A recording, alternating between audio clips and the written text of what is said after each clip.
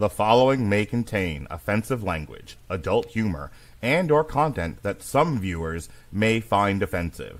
The views and opinions expressed by any one speaker does not explicitly or necessarily reflect or represent those of Mark Radulich or W2M Network. Please listen with caution, or don't listen at all.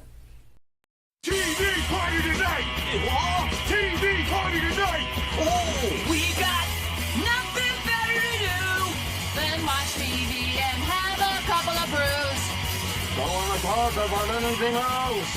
We don't want to know. We're dedicated, yes, to our favorite shows! Oh, my circuits! Everybody loves hip photos. Scary dog! Dancing at Blurnsville. Futurama!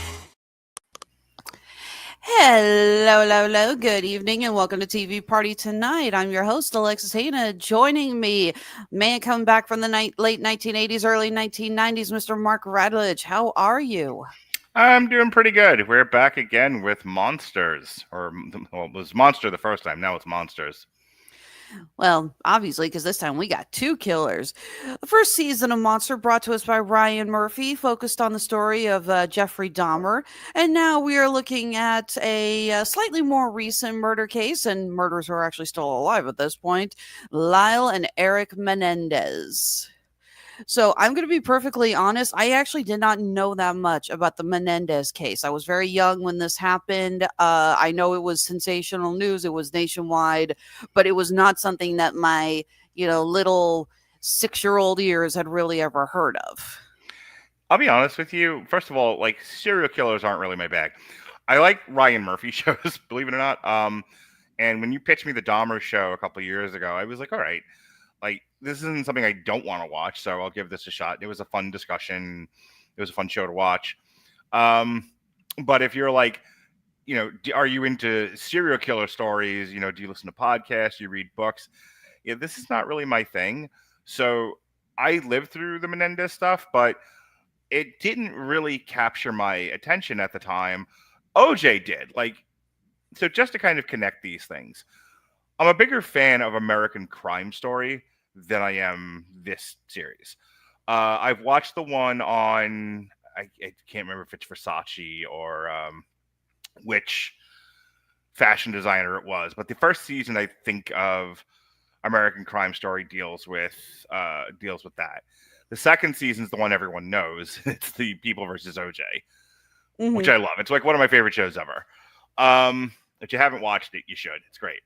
But I know a lot about the OJ stuff. Not that I was home watching I am going somewhere with this and connecting it to the show. Not that I sat home watching the trial, but it was an important, I think, part of the culture because those trials were broadcast on national television. People watch the OJ trial live like they watched the Iraq War. So, it definitely changed the way America interacted with crime and entertainment and where those two things meet in a very real, tangible way. So yeah, I knew a lot about the OJ trial. I knew about the Rodney King thing because I'll never forget. There were the riots in Los Angeles, and then my friends and that's in Los Angeles, and I'm in New York, and we had plans to go out, and one of my friends' mom was just like, "There's rioting in Los Angeles. You guys can't go out tonight." They were like, "We're on Long Island, for God's sake. The Rodney King's not affecting us here. Certainly, we're not going to be rioting at the goth club." So the point is with all of this. Monsters, they go, and then the Bill Clinton thing I also lived through and have very vivid memories of. Great season of television. My point is, this is kind of that same tenor, but I'm just not as much into, like I said, OJ was one thing, Bill Clinton, that was more my bag because I'm really into politics. Dahmer and now the Menendez, I'm interested because you're interested because it's fun to talk about, but I don't have I remember Bill Maher making fun of the Menendez brothers. They were kind of a punchline for a lot of comedians, but comedians take whatever the news of the day is and make it a punchline. Obviously. So I remember a lot of comedians making fun of the Menendez brothers, but other than I remember them vaguely killing their parents, I couldn't tell you what the Menendez brothers did that the comedians were making fun of them for it. Absolutely. Joseph Lyle Menendez and Eric Galen Menendez, commonly referred to as the Menendez brothers, were convicted of killing their parents. They apparently killed their parents, Jose and Mary Louise Kitty Menendez, at their Beverly Hills home in 1989. They claimed that unknown intruders killed them. They tried to blame it on a mob dealing because their father was a very successful businessman who, yeah, probably had some unscrupulous deals. Once again, I had more of a connection to Milli Vanilli than I did the Menendez brothers.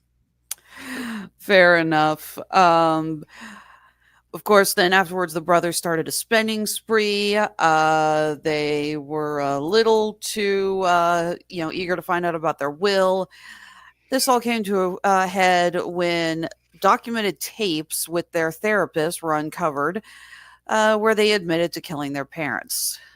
Boys were arrested and went through trial hell, starting with a mistrial, ending later with them both being declared guilty, especially after Lyle Menendez thought it would be a good idea to basically say everything to what he thought was an ardent supporter, but turns out she was actually recording everything so she could turn it into a bestseller book. This series does not depict Lyle Menendez as having like two brain cells to rub together. And we'll get back to more of the He's controversy. very Lyle Menendez. I was gonna say Eric. I'm like, oh, Eric's a sensitive soul. Leave him alone. Yeah, Lyle's a scumbag. Yeah. So, but firstly, before we talk about the brothers, I just want to go ahead and say this. This show is further proof that Javier Bardem is the scariest motherfucker in Hollywood. Good God, that He man is. can make any role terrifying. He is wildly inconsistent. Because wasn't he also not Odin, the king of the mermaids? But Yeah, Triton. yeah, he was Triton in the Little Mermaid, and he sucked. But then here, he's amazing. Boy, there are some actors, man. You are at the mercy of whoever the director is. He really is an incredible actor. And like I said, it's just fascinating. First, watch him in I've seen him in so many things, and he is so good at playing a scary character.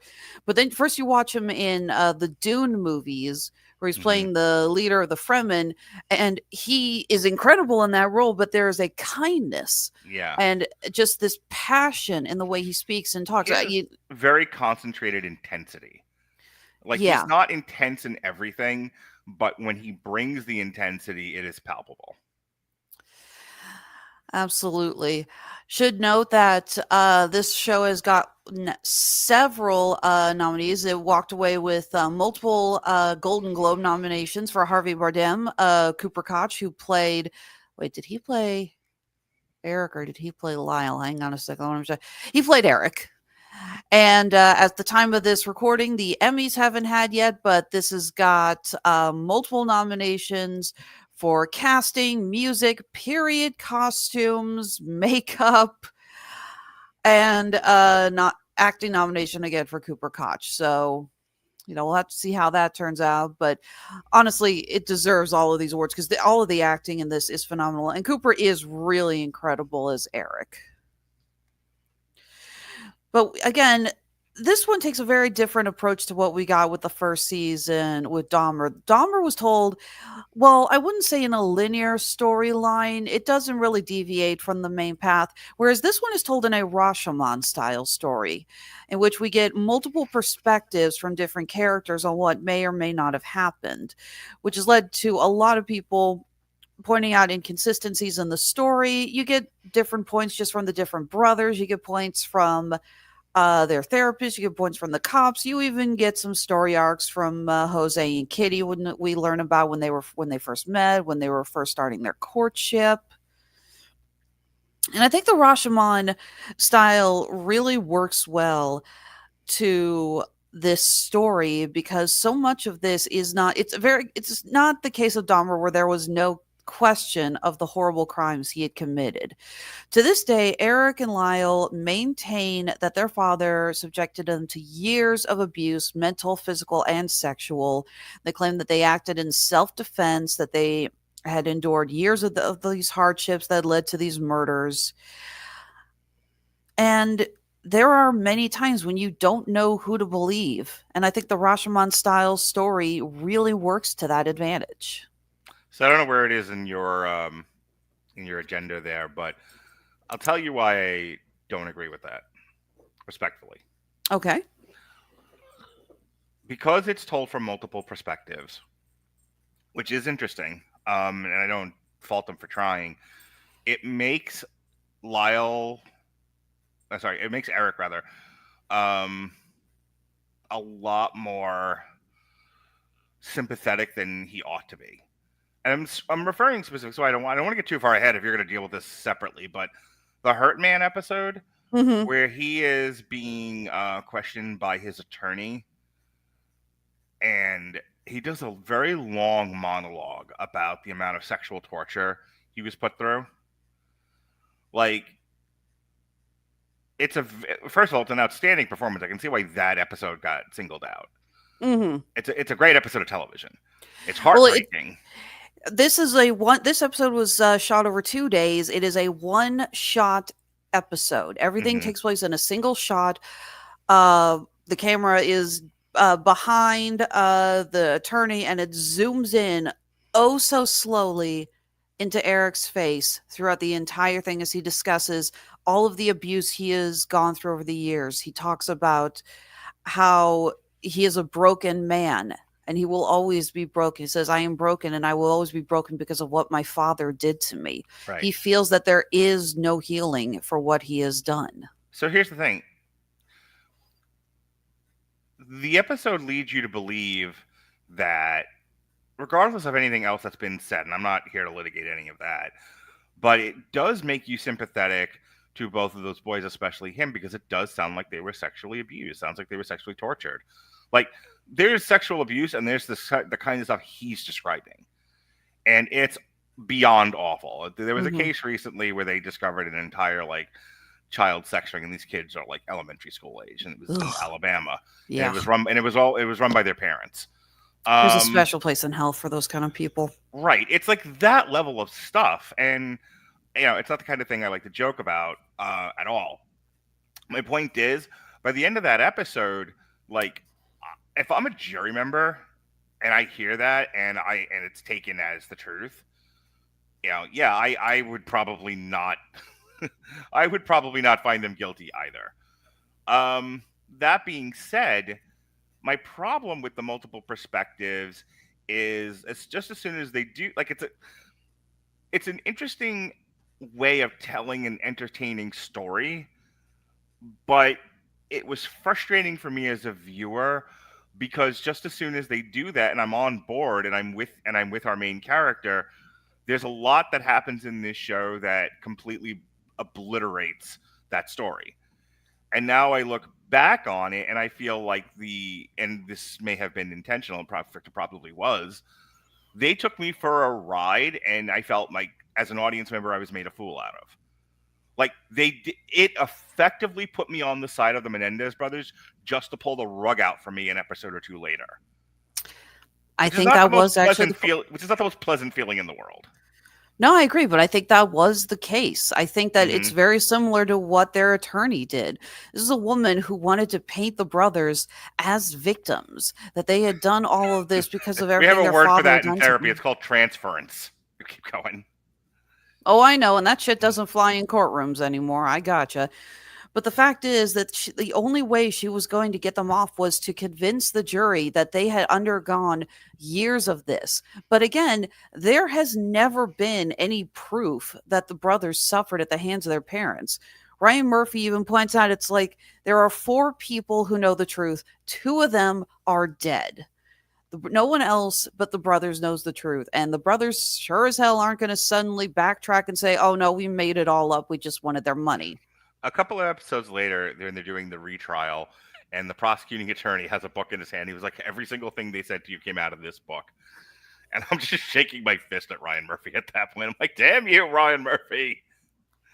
I guess what I'm saying is, because the show doesn't have a perspective, the perspective of the show is we'll never know truly what happened here other than 2 people are dead. That's about all we know. We know 2 people are dead, and we know 2 people that killed them. and everything else is who the fuck knows. It's like, okay, I'm not going to fault you for having that, for doing that. That, Robert and I talk about this all the time. Put the perspectives, plural, in the lap of the audience and let them figure it out, which is fine. I think it left me a little frustrated though, because I don't know any more about this story than I did going into it. Because you don't know what the real details are. You know they were shot with shotguns. Okay? You know they were sleeping at the time. You know it was the boys that did it. But to the extent to which they were emotionally abused, to the extent to which, if ever, they were physically abused, to the extent of which, if ever, they were sexually abused, we still don't know. Just not particularly satisfying. I think Ryan Murphy also did that because the fact is that, like I said, the Menendez brothers are still alive. They are still in jail. They were actually up for parole last year. What did I say? You said jail, and it's a picayune thing with me, but you're talking to a guy who worked in correctional medicine for 15 years. Touche. They're still in prison. They were actually up for parole last year. It was denied. Yeah, we don't forgive easy in this country. Not at all. And I think that this was Murphy's attempt to essentially avoid people pointing fingers at him and saying that he was taking the wrong side of the case. Mm-hmm.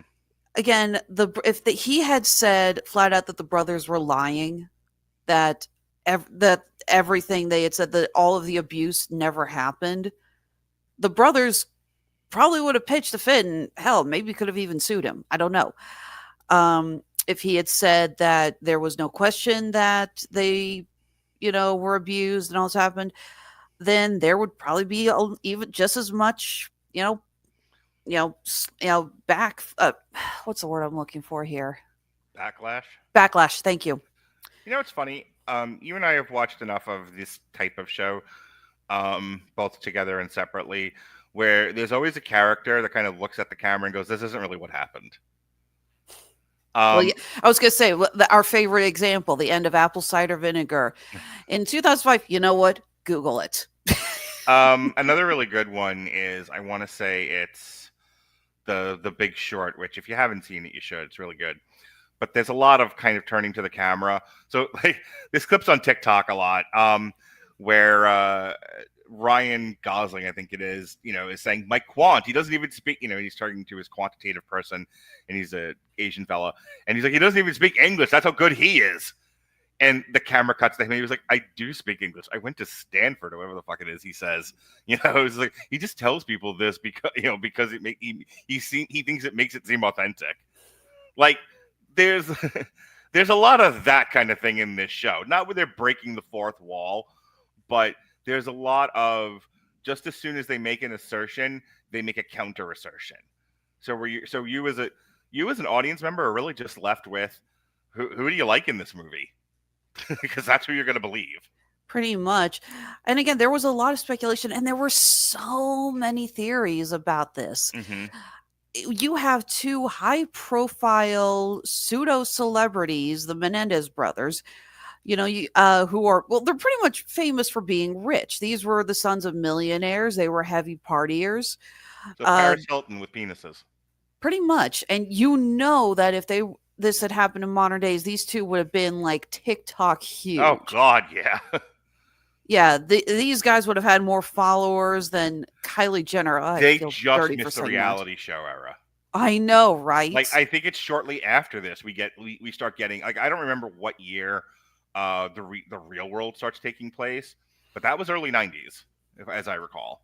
Yeah, these two would have been just crazy on TikTok, Instagram, all of that stuff. They would have had huge followers, and they would have been milking the hell out of those followers for their case, which probably would have also blown up in their face.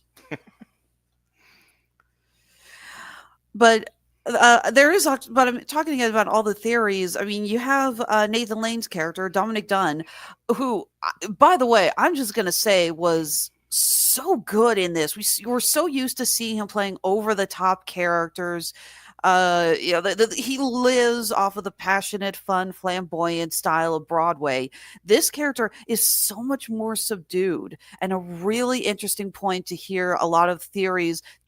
He's talking to his friends, but he is essentially talking to the camera, talking to the audience. He has a very like waspy intentionalism about him.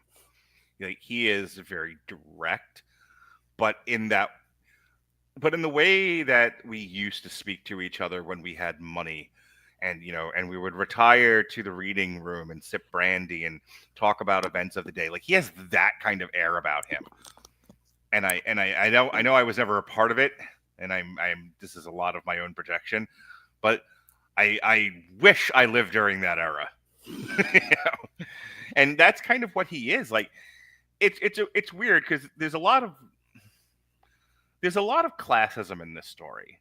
Oh, Which very. is weird because it's so much about rich people and different kinds of rich people. Because there's rich, there's super rich, and then there's the future leaders of this country, but not in the way you think. And he is, very much speaking. It's like, we don't necessarily ever consider the perspective of rich people because they don't deserve a perspective. They have money. That seems to be the mentality of the average person in this country. And here he is giving language to it, giving words. He's giving voice to the rich person's perspective who is not indecent.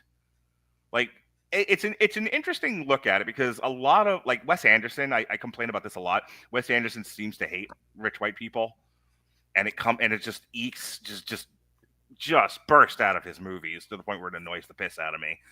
I just can't stand the way so many of his characters speak in monotone. Yeah, bugs the hell out of me. But where it's going with this is, like, Nathan Lane's character really does talk about, like, rich, just because we have money doesn't mean we don't have feelings, we don't have perspectives, we don't have wants, needs, and boundaries. And I'm going to talk about that and how these two kids really violated a lot of that. This isn't right, and they deserve to be punished. Like, and he's actually my favorite character in this whole thing. Well, he has perspective because if you know who Dominic Dunn is, you know who his daughter is, or was. You did catch that, right? I mean, it was talked about in the movies, but in the show, but just tell me. You've seen Poltergeist, right? I mean, yeah. Dominique Dunn, the first victim of the telling me like I should remember the first victim of the movie. Poltergeist curse. The actress who played the older daughter who was murdered by her boyfriend. I don't remember that. I remember the tree eating the kid, and I remember the clown, and I remember the girl going "We're here" and being sucked into they're here, being sucked into the television. You know what else I remember? I remember Craig T. Nelson ripping his face off. That's what I remember. You know what else I remember about Poltergeist? I remember Craig T. Nelson shaking the guy, going, "You built the houses over the graveyards, but you didn't move the bodies. You didn't move the bodies." So I don't remember. On October 30th, 1982, Dominique Dunn was strangled by her ex-boyfriend John Sweeney during an argument on the driveway of her West Hollywood home. She fell into a coma, died 5 days later. Okay. Sweeney, in a court case that gained significant media coverage, Sweeney was convicted of voluntary manslaughter and only served 2.5 years in prison. Yeah. Have I mentioned this country's not a huge fan of women or children? That's putting it mildly. Moving on. But no, I thought that was, important to point out, because that is Nathan Lane's portrayal. That's what's informing his behavior. Yeah. He saw someone very similar to the Menendez brothers take his daughter's life and basically get a slap on the wrist for it. Right.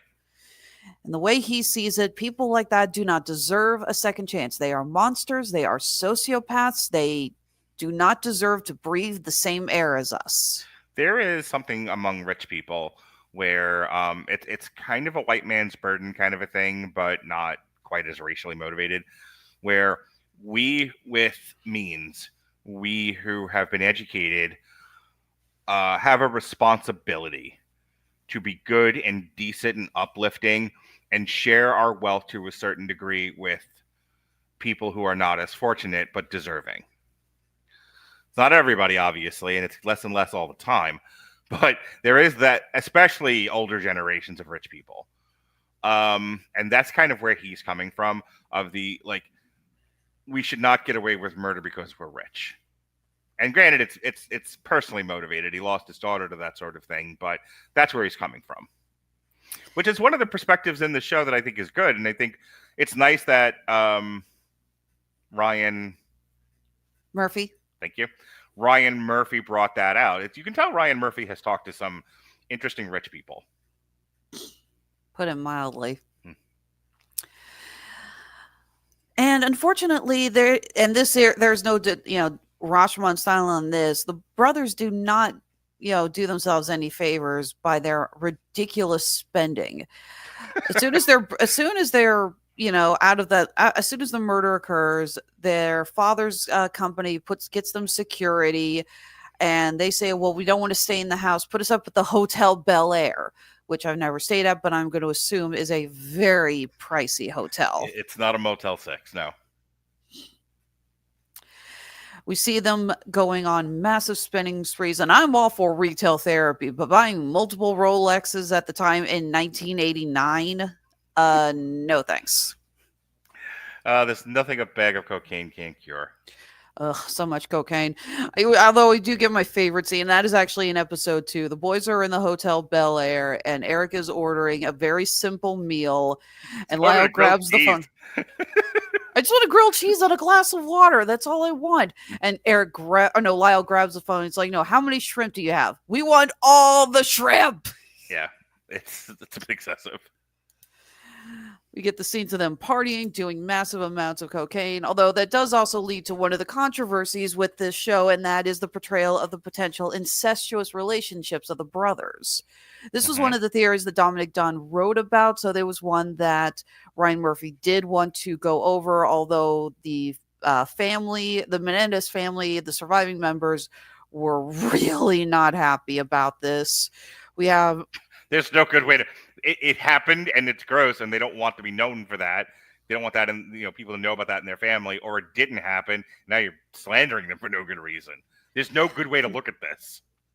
And again, there's we have the scene of them dancing in the Hotel Bel Air in that episode where Lyle has cocaine on his nose, and Erik kind of wipes it away, and he's sucking his brother's thumb with getting the cocaine off. And in episode 7, we actually have a scene where Kitty walks in on the two brothers in the shower. Right, but I kept asking I kept asking myself what is real and what is fantasy, which goes back to 20 minutes ago when you were talking about the Rashomon style. I think that more than anything else what annoys me about this show. Well, I do have the quote here. Murphy defended the depiction as obligation for storytellers, saying what the show is doing is presenting the points of view and theories from so many people who were involved in the case. Dominic Dunn wrote several articles talking about that theory. However, Vanity Fair clarified that Dunn never suggested the theory that the brothers were incestuous. So it may have come from someone else, just wasn't printed at Vanity Fair. I will say this. I will defend Ryan Murphy. I will defend Ryan Murphy intentionally playing with the facts of a real life scenario for entertainment purposes. We certainly see enough of that. I don't need to go into a whole diatribe about it. I will say this. It does not lend a lot of credibility to your particular brand of fiction when you make up things out of entire whole cloth. Where it's just like, well, we threw that in there because we thought it would be funny. Like don't do that. And again, if it's like, this is just a theory, no one has said this, who knows? Again, like, I like the Dominic Dunn character, but I don't know him as a guy. I don't know him as a person. And if he's out there like writing about what if, come with me here, follow me, take my hand, and we'll walk over this bridge together.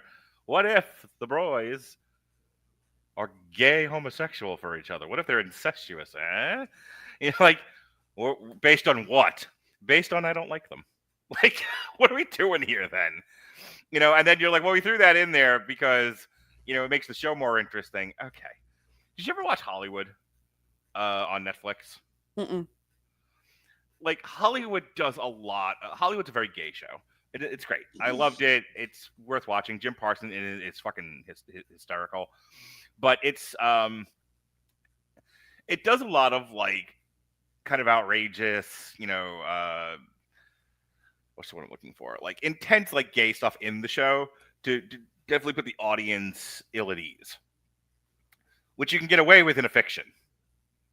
Like, if you're instituting that level of fiction in what's supposed to be based on a true story, I have some issues with that. Well, and going further into that, we also have a statement from Erik Menendez. And it's mostly about the character of how they did Lyle. Now, like I mentioned, in the show, Lyle is depicted as being a total freaking idiot who is essentially, what's the phrase? He believes he's too big to fail. He is convinced they got away with it, that no one will ever pick it, point the fingers at him. We see multiple times that Eric's the one who is stressed out Mm-hmm. about all of this, whereas Lyle doesn't give a damn. We have the scenes of them in the prison when they're first put there, where Lyle is demanding when he talking to his lawyer, he's not demanding, find the right case to release us. He is saying, I need self tanner and tape to keep my toupee on. I will side add that scene I think it's like in the first or second episode, it shows the toupee getting ripped off and you see the hooks in the head. Ugh. It's like, I'm sorry. I know that, faux hair and, that stuff has come a long way, but just the idea that they put hooks in your skull, in your scalp to hold on to fake hair is creepy as hell. Yeah. Well, and then, of course, like I mentioned, we have in the later series, he contacts what he believes is an art admirer. It turns out, no, she's faking it to collect everything for a tell-all book, to the point that he's not allowed to testify in the second trial because now that they have all this info that he has, said, he can't, lie under oath. He's going to get... I have to say this. PSA, everyone. Should you find yourself incarcerated, I mean, here they're blaming it on the girlfriend, but I will tell you this. Every phone call you make is recorded. Do not get on the phone and say anything incriminating or express any kind of suicidal, homicidal ideation. The next thing that's going to happen is you're going to get a visit from a mental health professional who's going to put you on suicide watch. Don't say anything incriminating on the phone. It's all recorded. What cracks me up is how, like, from the Menendez brothers apparently down to the morons I used to work with, how nobody seems to know that in a secure facility, people are listening on your phone calls all the time. Like I said, his desperation is just almost comical. At one point, he needs dimes to call because apparently this was pre-quarters when phone calls were still a dime, going way back when all you needed was a shiny dime to make a phone call. And now he's now you trying... don't even need money. Now it just goes in and it just gets deducted from an online account. But he's actually trying to trade expensive hair mousse that his family sent him to get dimes for phone calls. Right. And I just love it. He's trying to get these prisoners like, no, I'm just asking for dimes. I don't give you this $20 jar of mousse. They're probably looking at us like, what the fuck do you think we need mousse for? I mean, I suppose like whippets. You could sniff the gas. Yeah, he was a bit entitled. And he was very hyper focused on I need an army of people to lie for me, and it's laudable, but I'm all in on the self preservation, but went about it maybe in an obtuse way. Well, so Erik Menendez released a statement through his wife Tammy's Twitter account, and I'm going to go ahead and read it to you. I believed we had moved beyond the lies and ruinous character portrayals of Lyle, creating a character of Lyle rooted in horrible and blatant lies rampant in the show. I can only believe they were done so on purpose. It is with a heavy heart that I say I believe Ryan Murphy cannot be this naive and inaccurate about the facts of our lives so as to do this without bad intent. It is sad for me to know that Netflix's dishonest portrayal of the tragedy surrounding our crime have taken the painful truth several steps backward, back through time to an era when the prosecution built a narrative on a belief system that males were not sexually abused and that males experience rape trauma differently than women. Those awful lies have been disputed and exposed by countless brave victims over the last 2 decades who have broken through their personal shame and bravely spoken out. So now Murphy shapes his horrible narrative through vile and appalling character portrayals of Lyle and me and disheartening slander. Is the truth not enough? Let the truth stand as the truth. How demoralizing to know that one man with power can undermine decades of progress in shedding light on childhood trauma. Violence is never an answer, never a solution, and is always tragic. As such, I hope it is never forgotten that violence against a child creates 100 horrendous and silent crime scenes darkly shadowed behind glitter and glamour and rarely exposed until tragedy penetrates everyone involved. To all those who have reached out and supported me, thank you from the bottom of my heart.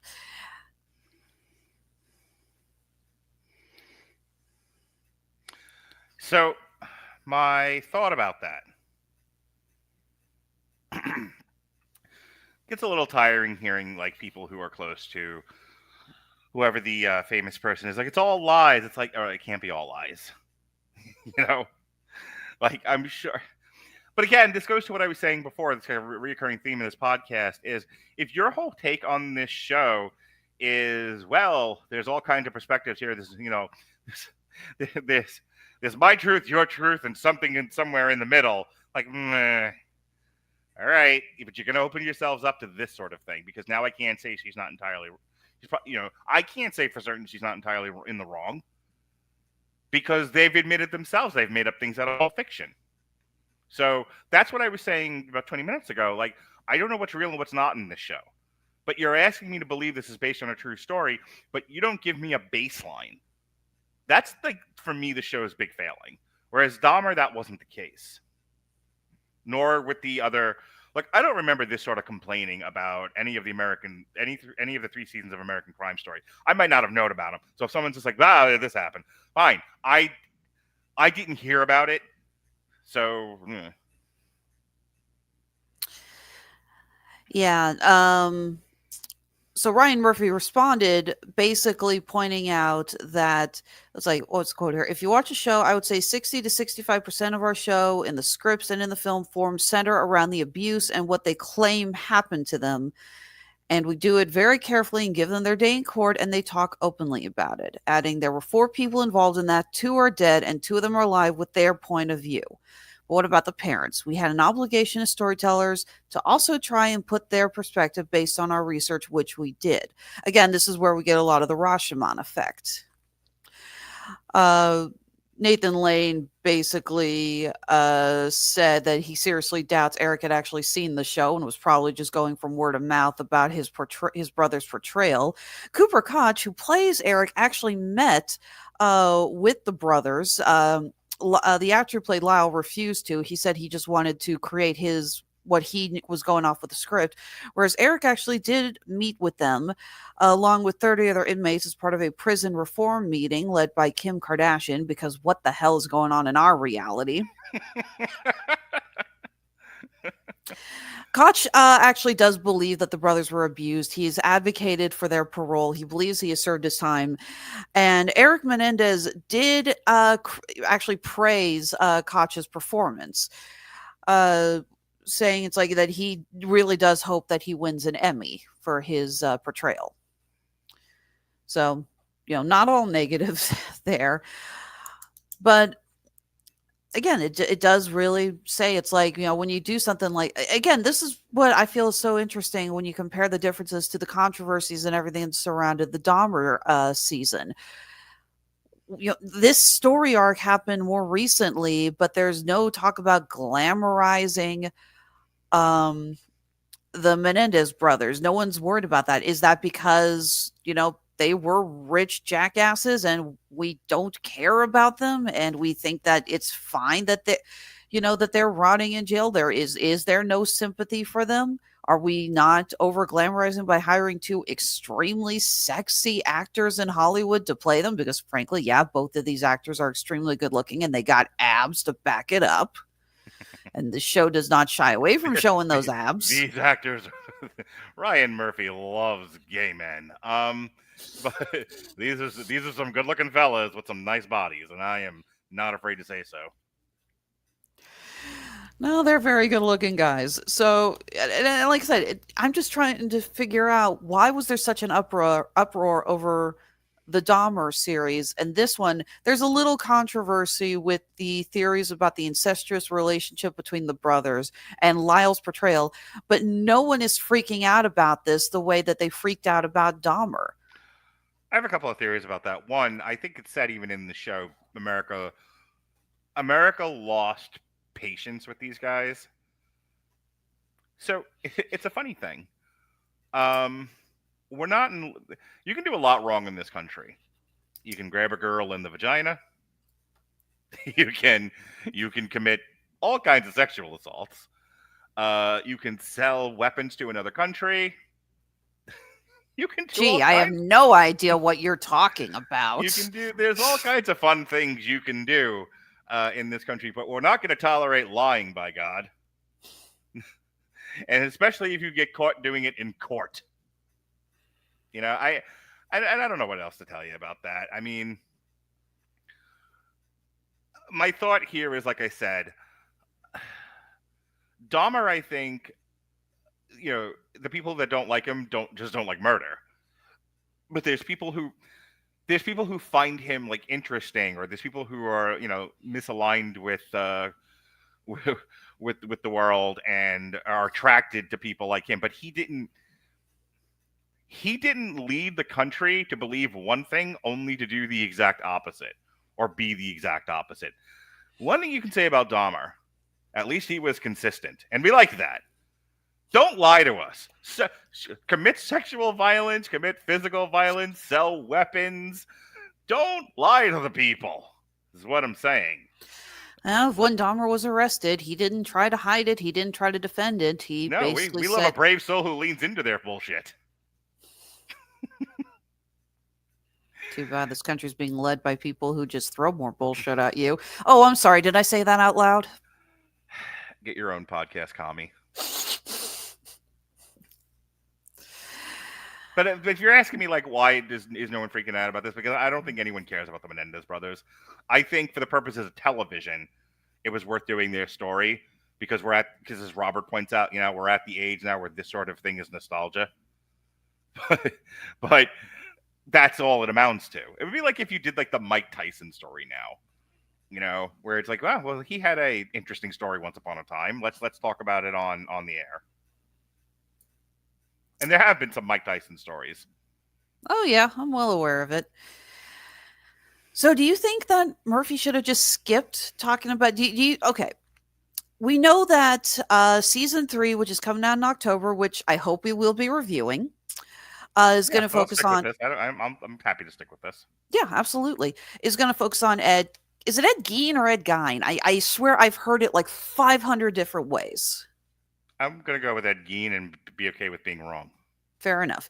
Third season is going to focus on Ed Gein with, oh my God, what's his name? The actor from Sons of Anarchy, Charlie something? Charlie Hunnam. Hunnam, thank you, is playing him. And this is also going to look at the influence that Gein had on modern day storytellers. We have an actor who will be playing Alfred Hitchcock, who's going to be in the third season. So that's the portrayal they're going with for that.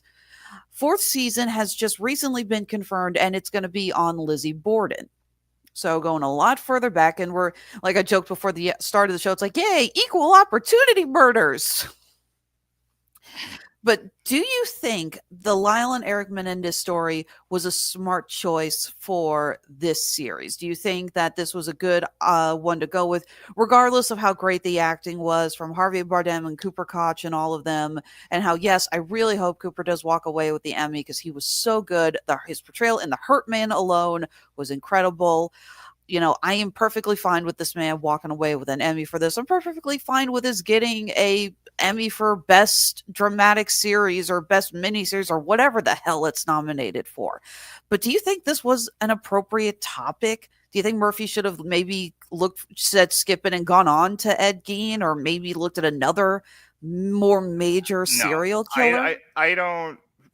Okay, first of all, let me address this. If this wasn't based on a true story, this was a perfectly entertaining season of television. Mhm. Good looking people, great performances.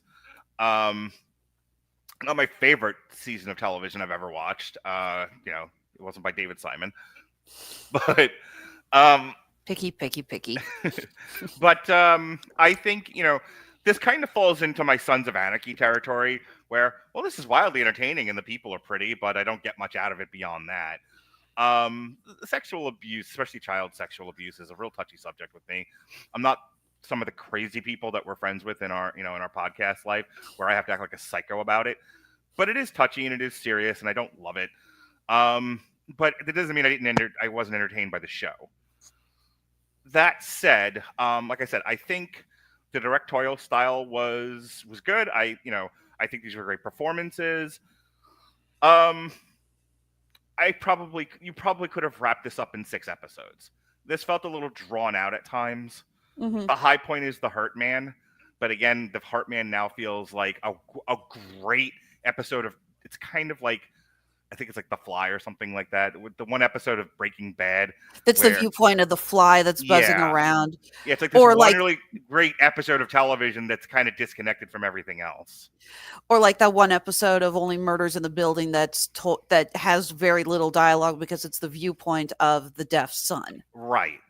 But I think overall, it's a nice soapy season of television. Now, to your second point of why do this, I'm not a believer in don't tell those stories. No, tell the stories. Tell the stories of the parents who abused their children, had a child sex trafficking ring in Alabama. Tell the story. Tell it on the mountain. You should probably tell it accurately. It's a serious subject. That's more my issue. But I don't believe in leave these stories alone. These stories deserve to be buried. If we, those who do not learn from history are doomed to repeat it. I want written on my tombstone. Um, next to he's done with crazy women and he died perfectly fine. But I'm having a night. But just do yourself a favor and make sure that the lawyer has a very concrete written what you want on your epitaph. Because if he asks anyone on this network, oh my God. There's like a list, first of all. It's like we're gonna need more than one tombstone. Why does he have 50 commandments? But in any case, to get to the point of this so you can move this on and we can start to wrap. I think people complaining about this are the kinds of people who find stuff to complain about. I don't think this broke any taboos. I don't think there was anything wrong with this. There's a lot of true crime stuff out there. No one gave me the rule book on what's okay and what's not okay. I think the only thing is sometimes if it's a little too soon. So I'll give you an example. When Chris Benoit did he murder suicide. I don't know. Do you remember who Chris Benoit is from the days where you were forced at gunpoint to watch wrestling? Oh, I know who Chris Benoit is. You don't want to know the. I've seen more than a fair share of memes that show Hulk Hogan versus Chris Benoit, Hell in a Cell. You spend way too much time on the internet. Anyway, no argument there. So my point is, like, could you tell the Chris Benoit story now if you treat it with accuracy and respect and, don't go for the sensational angles, which I'll get to that in a second. Yeah, do the Chris Benoit story. I think it's a great tragic cautionary tale about head injuries, about head trauma. And you're not wrong, but the perils of pro wrestling. I was going to say, that's going to get the same reaction as John Oliver's piece on the WWE. I didn't know there was a negative reaction to his thing. Well, hang on, let me make my point, and then you can tell me what that was. So, because I don't want to get... It's not important. All you need to know is a lot of fans said he wasn't focusing on the better stuff. It's the common argument. The journalist focused on the negative aspect without focusing on the positive aspect. When you commit a murder-suicide, I don't need to talk about your Japanese fighting style. Well, he wasn't talking about the murder-suicide. It was more about how someone like Jake the Snake Roberts has to start a GoFundMe to get health insurance from fans. Okay, that's a whole other story. Only because there's a whole other side to Jake Roberts also. But my point is, in the wake of the Chris Benoit thing, nobody bothered to understand what was going on with Chris Benoit. There wasn't a lot of literature. There was some, but there wasn't a lot of literature at the time about CTE. But there had been a giant legal controversy and a political firestorm surrounding steroids. There was a lot of misinformation about steroids at the time. There was a lot of mythology. And instead of doing any kind of journalism, they did clickbaity journalism on a murder suicide of a family. So going about the Menendez stuff, like, do the story, do it entertaining, try to be as accurate as you can, and that's all I ask. I don't really care who it's about, though. Like, let it be about Chris Benoit, let it be about Ed Gein, let it be about Erik Menendez, let it be about John Wayne Gacy, any one of these guys. Like, tell the stories. Just do a good job with it. Don't be an asshole. I'm actually kind of surprised we haven't gotten something in the veins of a Netflix miniseries about Chris Benoit. I know that they did a movie not too long ago starring Will Smith where they discussed the doctor who first made the groundbreaking research about head trauma linked to the NFL. Yeah, and that got buried, didn't it? Literally. Yeah, it did. Like, not a lot of attention on it. Unfortunately, the problem was, if I remember correctly, the doctor who found this out was, I believe, an immigrant from Africa, and Will Smith did not do like the most respectful accent portrayal, and a lot of people were making fun of Will Smith saying like, "Oh my god," and stuff like that in the trailer. The guy who pronounced "Welcome to Earth" as "Welcome to Earth" didn't do a good accent. The devil, you say? Let me put it so: it didn't get buried because it wasn't an interesting story. There is a lot to be said about head injuries related to professional athletes, and there is a lot that needs to be said. And I really think, actually, if Ryan Murphy, by some miracle, is ever going to listen to this, I actually think a Monsters, the Chris Benoit story would be fascinating. I only ask that you pay the same respect to it that you did Dahmer. Yeah, I agree. I 100% agree. Like, don't do it this way. Don't like. Well, we took Hulk Hogan's perspective, Chris Benoit's perspective, dead Eddie Guerrero's. Please don't do that. Okay, no Rashomon storytelling for yes. Chris Benoit. Vince McMahon's perspective, where everybody is, their bosoms are out and the penises. Oh, there's your monster story. Do Vince McMahon. Ugh. Yeah, no kidding. Now there's a monster in the WWE. But have Refn direct it. Get Ryan Murphy to get Refn, and Refn does Vince McMahon. Oh, 20 episodes. Easy. I actually think somebody needs to get on this. I think there is a lot to be said in the story of Vince McMahon and Chris Benoit. I really think this is a good 20 minutes of sweaty Vince McMahon grabbing someone by their shoulder and saying, "Pal."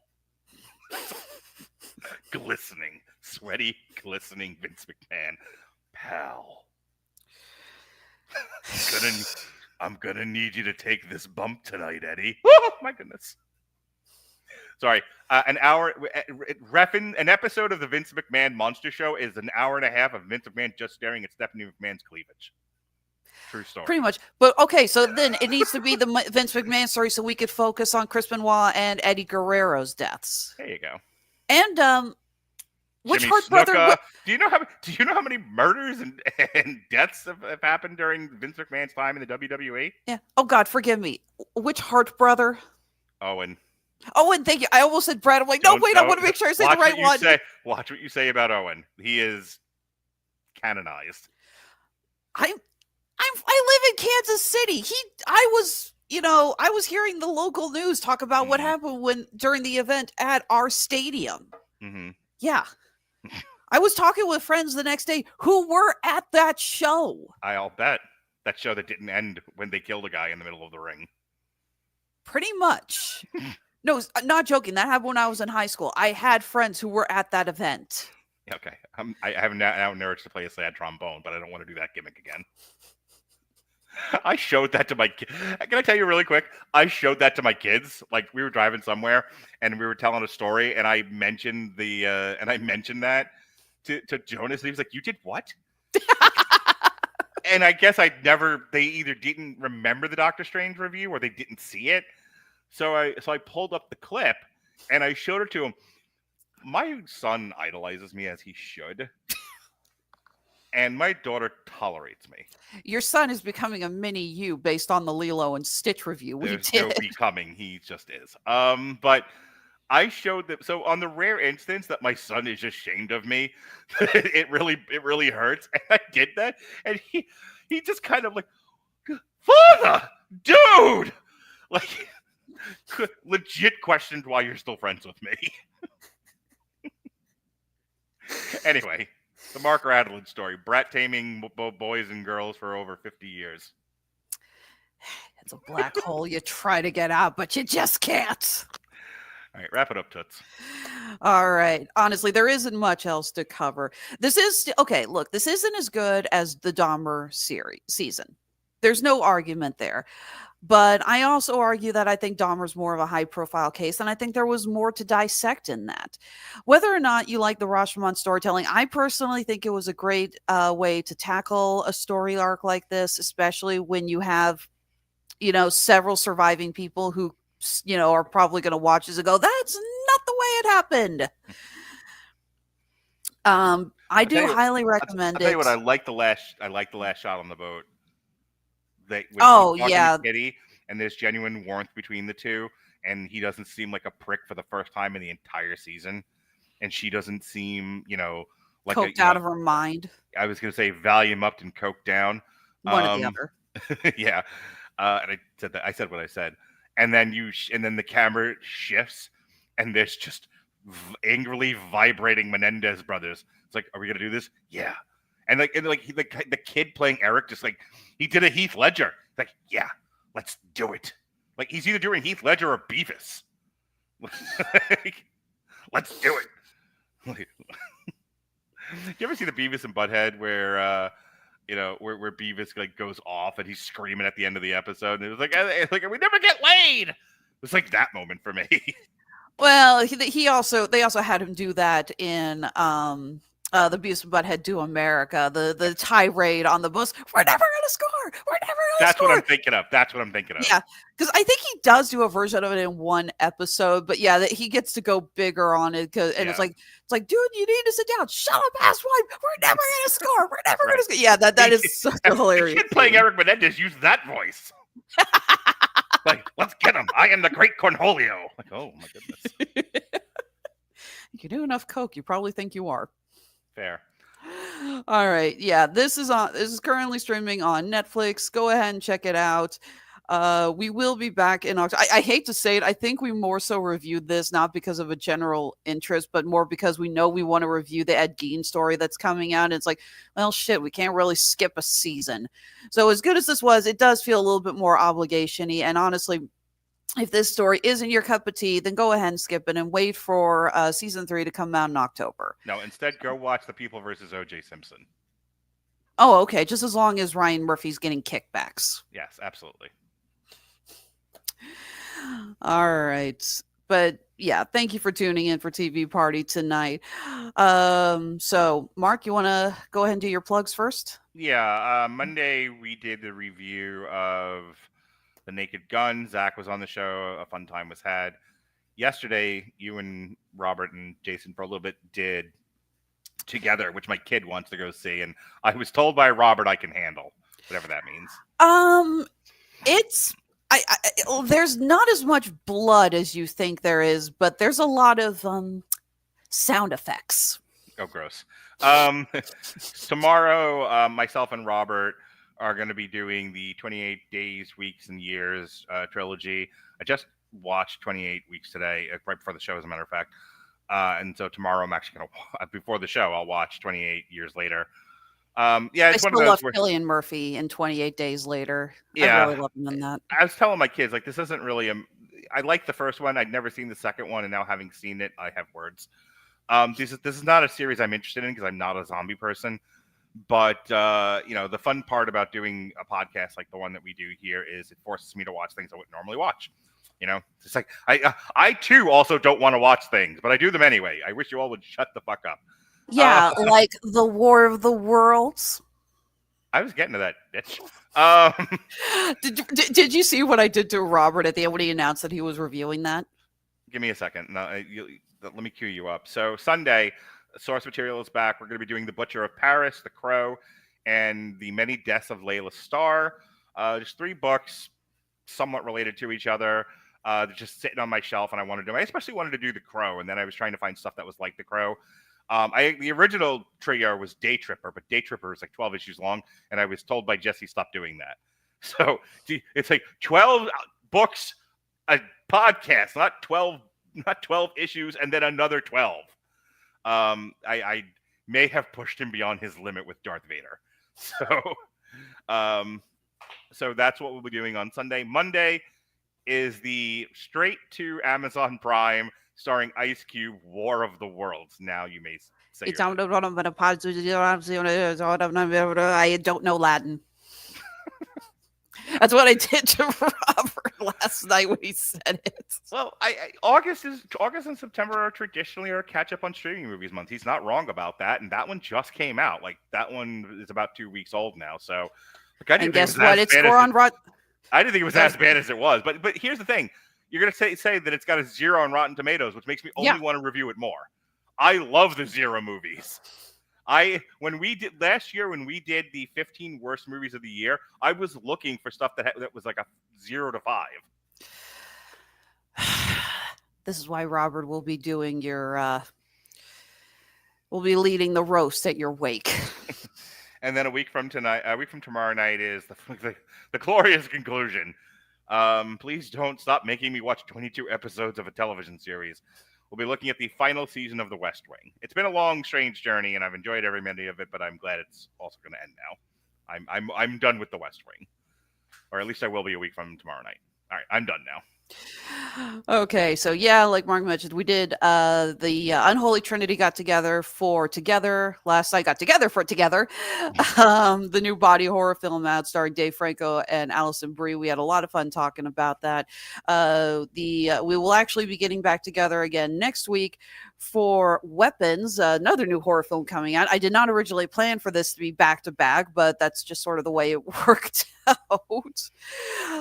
So that will be on Tuesday. Next night after that, TV Party Tonight will continue with the first chapter of our new Stranger Things retrospective. Because when I found out that no one on this network had done a TV Party Tonight of any kind for Stranger Things, I was frankly shocked. Shocked, I tell you. Yeah, I threw it. It's been asked of me a couple of times, and I don't have any interest in it. And then I threw it back out to people. Does anyone want to pick this up? And you can only bet on one thing with the people that work for me on this network. They will complain about something, but not take the initiative to do it themselves. So no, you, as you always do, and it's the one thing that is consistent about you, is that you will always take the initiative. And there you are. You got to do Stranger Things. Yeah, I know. My loyalty is my biggest flaw. And frankly, sir, I am just at your beck and call, whether I want to or not. No, seriously, I was actually really excited to date some of the women I date then. They like that sort of thing. I'm a pain in the ass. I'm not at their beck and call. No, seriously, though, this is something I was looking forward to doing, and I'm thrilled that I'm going to be doing it with Jesse Starcher. He's one of my favorite collaborators. He and I always have a really fun time. I know he's excited to be looking at this. We're going to be doing 1 season per month leading up to the new season, which is debuting on New Year's Eve. But since there is a gap in that because it's 5 months out and we have only 4 seasons prior to look at, in December, Jesse and I will be doing a very special look on the retrospective, a graphic novel of Stranger Things meets Teenage Mutant Ninja Turtles. Because Jesse and I both have a very strong weakness for these goofy collabs in comic books. Indeed. And we needed something to fill up that last month. So I said, okay, since we got to wait for the new season to come out, let's have some fun with this. Week after that, I will also be returning for TV Party Tonight because while this may suck for movies, it does not suck for television. There is so much shit coming out on streaming and well, not just streaming, but regular television as well. So I am watching so much crap that, all those PSAs that we grew up watching about how much TV fries your brain and you shouldn't let kids watch TV all the time. I am living proof of what happens when you do watch too much TV, folks. Because I'm going to be. Explains it. Well, I hope that explains it. God knows I don't want to dig any deeper than just saying I watch too much TV. Okay. But Mark, you will be back with me to talk about season 4 of Resident Alien because, as I say every single time, the world needs more Alan Tudyk. Yes, sir. Yeah. What can I say? I freaking adore this man. I actually watched a TikTok about his rivalry with Anthony Daniels. Apparently, the two of them have a joking little feud going on, and it's freaking adorable. Starting with Anthony Daniels getting pissed off at Alan Tudyk for playing the droid in Rogue One, but he didn't actually have to wear anything. He was just mocapped. Poor Anthony Daniels, when he was first playing C-3PO in the first Star Wars movies, he was like screwed into these seats. He had bolted. That's not shit the worst part. The worst part is that he was in, like, what was it, Tunisia, where they filmed? Yes. So like half of those shoots were wrecked by sandstorms.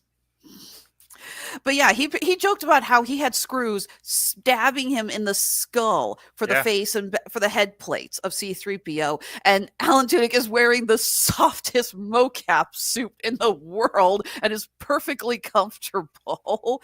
And he's just like, I hate you for that. So apparently, yeah, they got a little... It's all in love. They're joking about it, but it is hilarious. And I love hearing them trade barbs with one another. So going to be doing that. Then I'll have a week off, and then I am back with Jason Teasley and the occasional collaborator, my good friend Josh Thino, aka my video game professional who I turn to whenever I have questions about specific gaming systems. Sitting down with him trying to discuss the timeline for Legend of Zelda is always going to be an interesting memory of mine. But we're here to talk about season 2 of Twisted Metal. Cannot wait for that. First season, we had a blast. Really looking forward to it.